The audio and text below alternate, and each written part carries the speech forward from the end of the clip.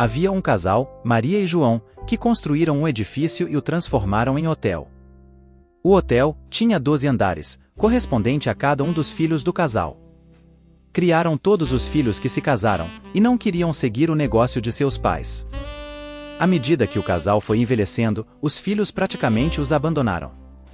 As visitas eram raras e nunca coincidiam de todos estarem reunidos. O casal então, após muito conversar, procurou um tabelião para lavrar um testamento cerrado. E foi orientado pelo tabelião que deveria fazer uma partilha entre os filhos, para que todos pudessem perpetuar o legado e viver em harmonia, posto que o hotel é composto de 12 andares, intrincados entre si. Isto é, só existirá o andar superior, se houvesse o andar térreo.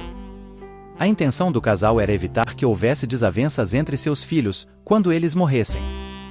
Então o casal Maria e João, após pensarem bastante, chegaram a uma conclusão, e o tabelião lavrou o testamento, que seria aberto após o casal falecer. Orientações essenciais. Firmamos este testamento como expressão de nossa última vontade, tendo como cláusula principal o que o hotel não poderá ser vendido até que todos os filhos tenham morrido, e como tradição do hotel, deverá haver pelo menos uma reunião ao ano, com todos os filhos presentes, e reunidos no térreo, onde fica o salão de festas e reuniões. E os lucros terão que ser rateados em 13 partes iguais, uma parte para cada filho, e a 13ª parte, rateado entre os funcionários do hotel. História baseado em fato real, solucionado com a ajuda de vários profissionais, já que nos traz grandes lições do médico psiquiatra Carl Jung. Espero que goste e reflita, deixe seus comentários aqui abaixo, compartilhe, e se inscreva no canal, dando é claro um gostei ou não gostei. O primeiro andar, deixaremos para o filho inocente, pois sempre busca ser feliz, e fará certamente com que todos fiquem unidos, otimistas e esperançosos, pois sempre nos visitou com atos de incentivos, esperanças e positividade, mostrando o lado bom da vida, embora tenha dificuldades na solução de conflitos. O segundo andar, deixaremos para o filho sábio, pois é o único que sempre busca estudar o conhecimento e a autorreflexão, e certamente vai encontrar uma solução lógica e inteligente para unir os irmãos, pois tem como característica marcante o agir pouco. O terceiro andar, deixaremos para nosso filho aventureiro, que gosta da liberdade, ousadia e independência. Há tanta vida lá fora, poderia ser seu lema. A busca por uma vida sem rotina e com autenticidade é algo marcante neste nosso filho. Embora ele tenha medo de se tornar conformista, terá como desafio lidar com seu idealismo, junto à realidade do convívio em harmonia com seus irmãos, sem ficar insatisfeito. O quarto andar, ficará com nossa filha rebelde, que tem uma personalidade questionadora, gostando de provocar seus irmãos e quebrar as regras vigentes. Assim terá como seu principal desafio lidar com sua tendência para a autodestruição, o que certamente não deixará seus irmãos. O quinto andar, ficará com nosso filho, o mago que sempre fora intuitivo, visionário e inventor. Esperamos que suas crenças ajude a manter a harmonia.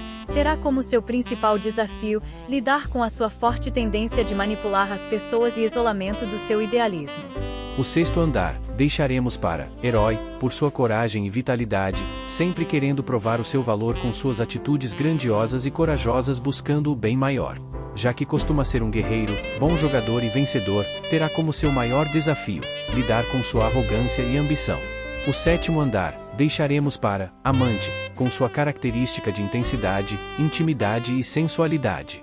Tem ótimo senso estético, atraentes e movidas pelo desejo de parceria.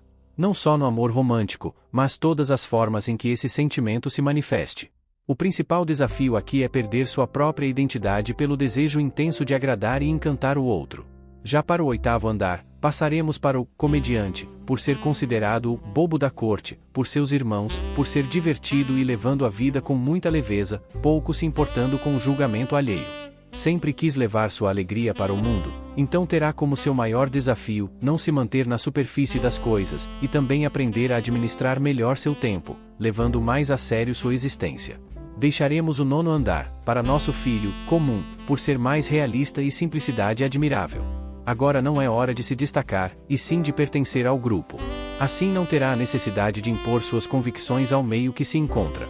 Será necessário desenvolver virtudes comuns e ser útil. Isso será justamente o seu desafio.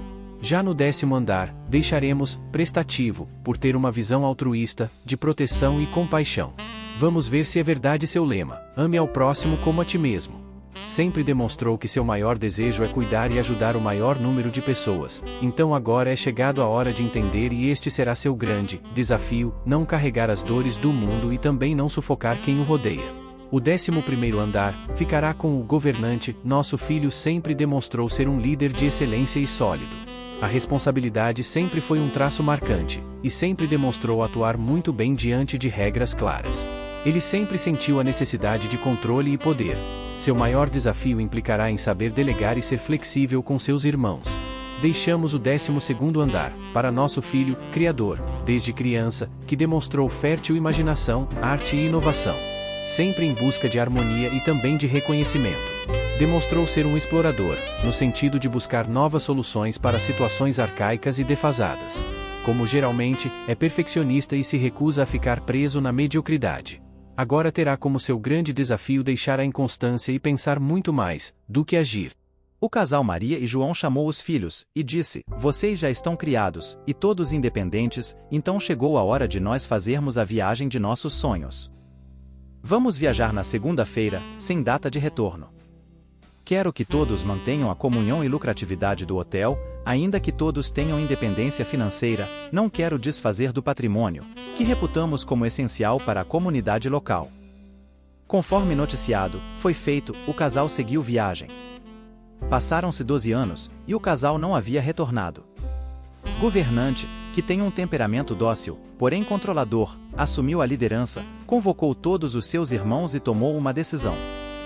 Contratar um advogado, para fazer o inventário. Aqueles que concordaram, deram anuência, os que não concordaram, anuíram por omissão. Governante, 11º andar, deliberadamente, passou a assumir o hotel. Passados os 2 anos, os irmãos não se importaram com a vontade de seus pais, até porque todos tinham suas vidas e independência financeira, e não dependem dos lucros do hotel, então não fizeram questão. Tampouco respeitaram a última vontade de seus pais.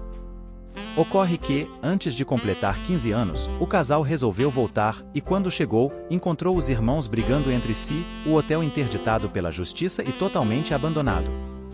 O casal ficou muito triste, a ponto de quase desfalecer. E estão conversando para saber qual atitude tomar.